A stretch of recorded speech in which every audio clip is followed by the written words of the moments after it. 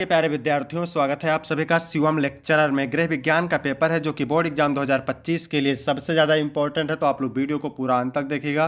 पूरा पेपर एकदम अच्छे से आंसर के साथ आपको बताने वाले हैं। यदि आप वीडियो को पूरा अंत तक देखते हैं तो आपको 70 में 65 अंक लाने से कोई नहीं रोक सकता। समय 3 घंटे 15 मिनट होता है मेरे प्यारे बच्चों, और पूर्णांक होता है 70 का। यहाँ पर थोड़ा निर्देश देख लेते हैं। निर्देश में क्या है? प्रारंभ के 15 मिनट परीक्षार्थियों को प्रश्न पत्र पढ़ने के लिए निर्धारित है। सभी प्रश्न करने अनिवार्य होते हैं। प्रश्न संख्या 1 से 4 बहुविकल्पीय प्रश्न है।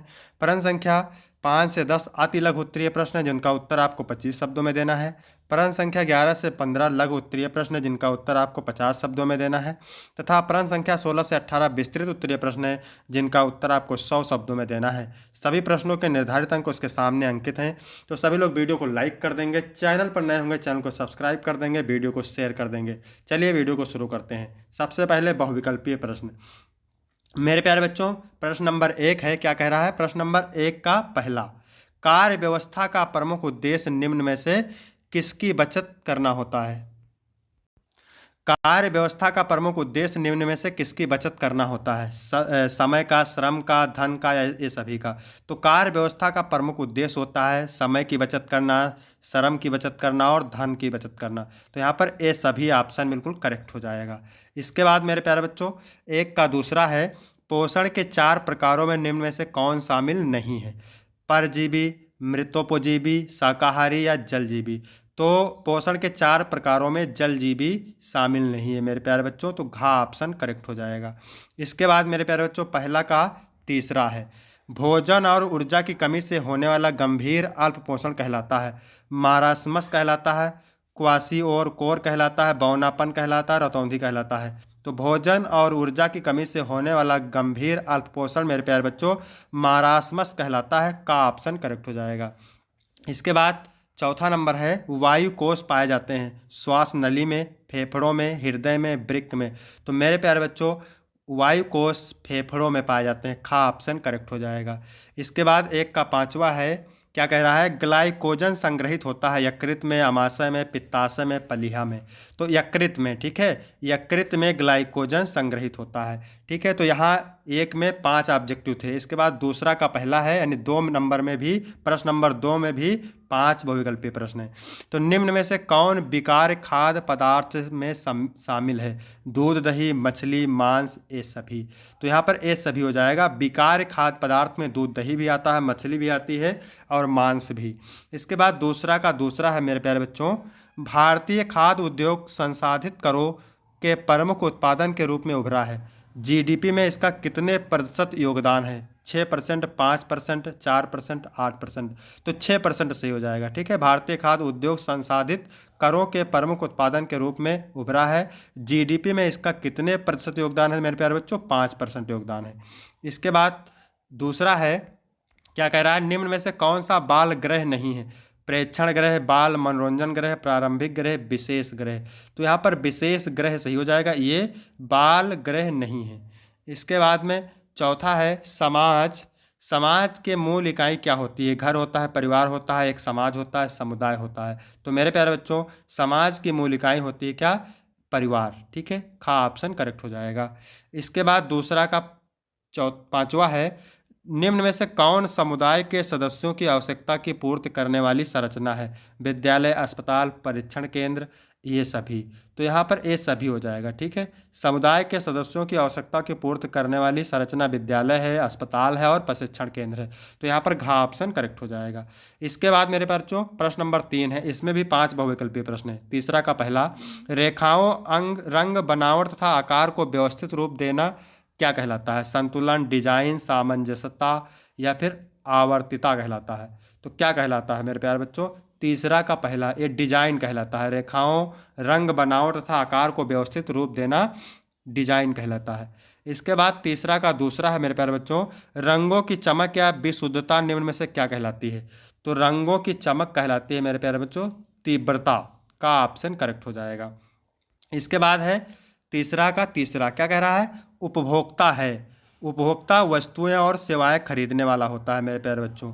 इसके बाद में अगला क्वेश्चन है, क्या कह रहा है, अंतर्राष्ट्रीय फैशन में फ्रांस का प्रभुत्व किस शताब्दी में प्रारंभ हुआ? 16वीं शताब्दी, 17वीं शताब्दी, 18वीं शताब्दी, 19वीं शताब्दी। तो अंतर्राष्ट्रीय फैशन में फ्रांस का प्रभुत्व मेरे प्यारे बच्चों 18वीं शताब्दी में प्रारंभ हुआ था। इसके बाद अगला क्वेश्चन है, तपेदिक रोग का लक्षण क्या है? ठीक है, लगातार खांसी बिल्कुल, कमजोरी ये भी है, बुखार आना ये भी है, तो या इनमें से सभी हो जाएगा। इसके बाद मेरे प्यारे बच्चों प्रश्न नंबर 4 है, इसमें भी 5 बहुविकल्पीय हैं। जनसंपर्क के उद्देश्यों में कौन शामिल नहीं है? संगठन के सकारात्मक सृजित करना, संगठन के सकारात्मक सृजित करना, कंपनी के संकट को निपटाना, उत्पाद का मूल्य तय करना, कर्मचारियों को प्रेरित करना। तो उत्पाद का मूल्य तय करना ये जनसंपर्क के उद्देश्यों में शामिल नहीं है। ठीक है, तो यहाँ पर गा ऑप्शन सही हो जाएगा। इसके बाद है चौथा का दूसरा, क्या कह रहा है, जनसंपर्क के साथ 7 सिद्धांत किसने बनाए? 7 रहेगा मेरे प्यारे बच्चों। जनसंपर्क के 7 सिद्धांत किसने बनाए? ठीक है, चार्ल्स विलियम ने, आर्थर पेज ने, निकोलस ड्यूक ने, इनमें से सभी। तो जनसंपर्क के 7 सिद्धांत बनाए थे मेरे प्यारे बच्चों आर्थर पेज ने। किसने? आर्थर पेज ने। खा ऑप्शन बिल्कुल करेक्ट हो जाएगा। इसके बाद मेरे प्यारे बच्चों अगला क्वेश्चन है, निम्न में से कौन श्रवण कौशल का एक भाग नहीं है? रूपरेखा समझना, प्रतिक्रिया सुनना। तो रूपरेखा जो है, रूपरेखा श्रवण कौशल का एक भाग नहीं है। इसके बाद मेरे प्यारे बच्चों अगला क्वेश्चन है, संचार से लाभ है ग्रामीण विकास, अनौपचारिक शिक्षा, विभिन्न योजनाओं के व्यापक प्रसार। ये तीनों लाभ है, तो इनमें से सही डी ऑप्शन सही हो जाएगा। इसके बाद अगला क्वेश्चन है, अनुमस्तिष्क का कार्य होता है? तो अनुमस्तिष्क का कार्य होता है शरीर का संतुलन करना। तो आपका घा ऑप्शन सही हो जाएगा। यहाँ तक मेरे प्यारे बच्चों, ठीक है, 20 बहुविकल्पीय प्रश्न कंप्लीट हो गए। इसके बाद है अति लघु उत्तरीय प्रश्न। ठीक है, उत्तर आपको 25 शब्दों में देना है।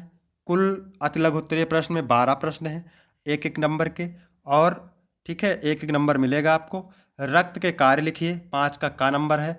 तो रक्त शरीर में ऑक्सीजन व पोषक तत्वों का परिवहन, कार्बन डाइऑक्साइड व अपशिष्ट निष्कासन, रोग प्रतिरोधक क्षमता बढ़ाने, हार्मोन्स संचार, तापमान संतुलन और घाव भरने में सहायता करता है।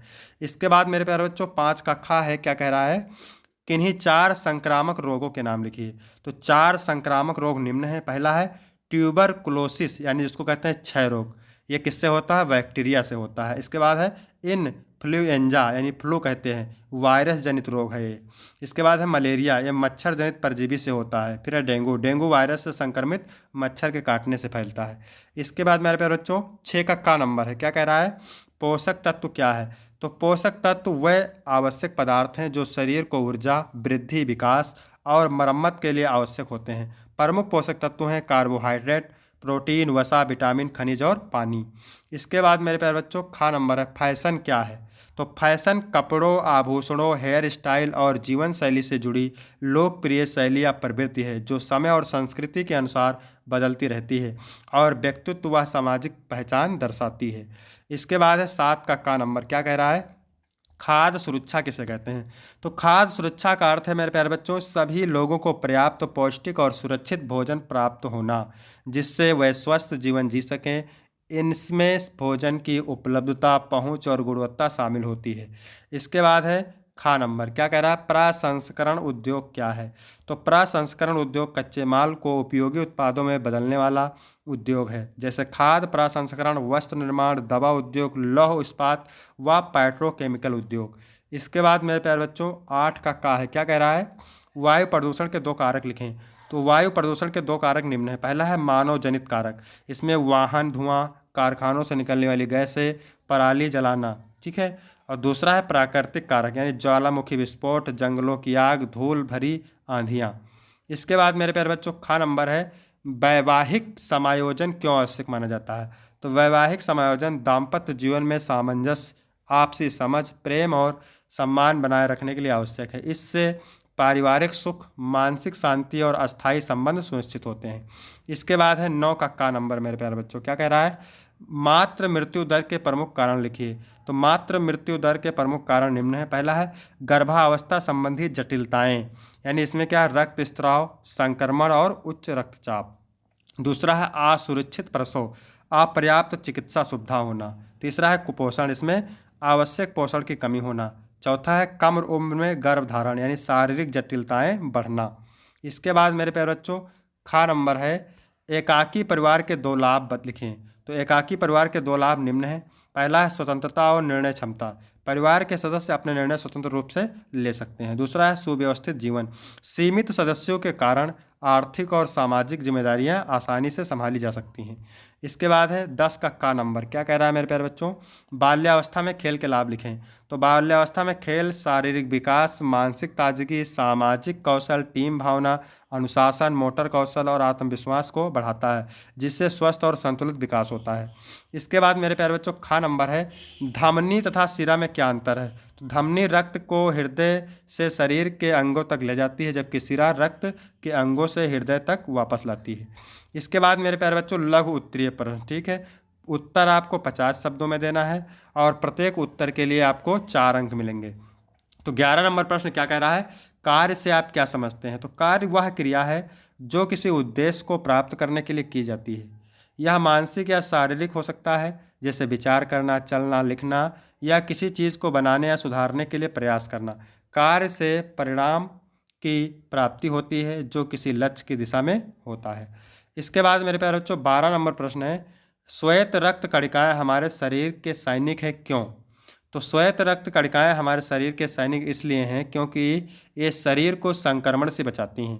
ये रोग जनकों, बैक्टीरिया, वायरस और अन्य हानिकारक तत्वों को पहचान कर नष्ट करती हैं। इसके अलावा श्वेत रक्त कणिकाएं शरीर की प्रतिरक्षा प्रणाली का महत्वपूर्ण हिस्सा हैं, जो हमें विभिन्न रोगों से रक्षा करती हैं। इसके बाद 13 नंबर प्रश्न है मेरे प्यारे बच्चों, चेचक रोग के कारण और लक्षण लिखिए। तो चेचक रोग का कारण वेरिओला वायरस है। यह रोग संक्रमित व्यक्ति के संपर्क से फैलता है। लक्षणों में तेज बुखार, सिर दर्द, शरीर में दर्द, त्वचा पर लाल चकत्ते और फफोले बनना शामिल है।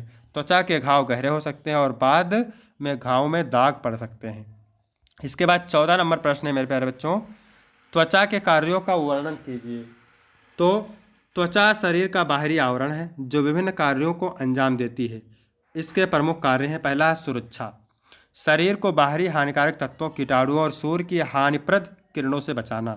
दूसरा है तापमान नियंत्रण, पसीने के माध्यम से शरीर का तापमान नियंत्रित करना। तीसरा है स्पर्श अनुभूति, बाहरी संवेदनाओं को महसूस करना। चौथा है विटामिन डी संश्लेषण, सूर्य की किरणों से विटामिन डी का निर्माण। इसके बाद मेरे प्यारे बच्चों 15 नंबर प्रश्न है बहरेपन के क्या कारण हैं। तो बहरेपन के कई कारण हो सकते हैं, जैसे आवाज़ की अधिकता, तेज़ आवाज़ों में लंबे समय तक रहने से सुनने की क्षमता में कमी, जन्मजात विकार, कुछ लोग जन्म से ही बहरे होते हैं, बुजुर्गावस्था, उम्र बढ़ने के साथ सुनने की क्षमता घट सकती है, बीमारियां या संक्रमण जैसे मेनिंजाइटिस, कान में संक्रमण आदि। इसके बाद मेरे प्यारे बच्चों है विस्तृत उत्तरीय प्रश्न, ठीक है। उत्तर आपको 100 शब्दों में देना है और प्रत्येक उत्तर के लिए आपको मिलेगा 6 अंक। बालक के व्यक्तित्व पर प्रभाव डालने वाले कारकों को समझाइए।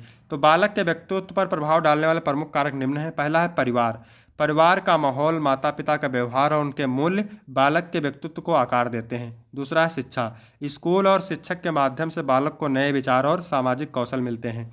इसके बाद अगला है सामाजिक वातावरण, समाज में रहने की आदतें, मित्रों और रिश्तेदारों के साथ संबंध बालक के व्यक्तित्व को प्रभावित करते हैं। चौथा अनुवांशिकी, बालक के शारीरिक और मानसिक गुण उनकी जीन से निर्धारित होते हैं। चौथा है अनुभव, बालक के व्यक्तिगत अनुभव जैसे खेल, यात्रा और जीवन की चुनौतियां भी उसके अस्तित्व को आकार देती हैं।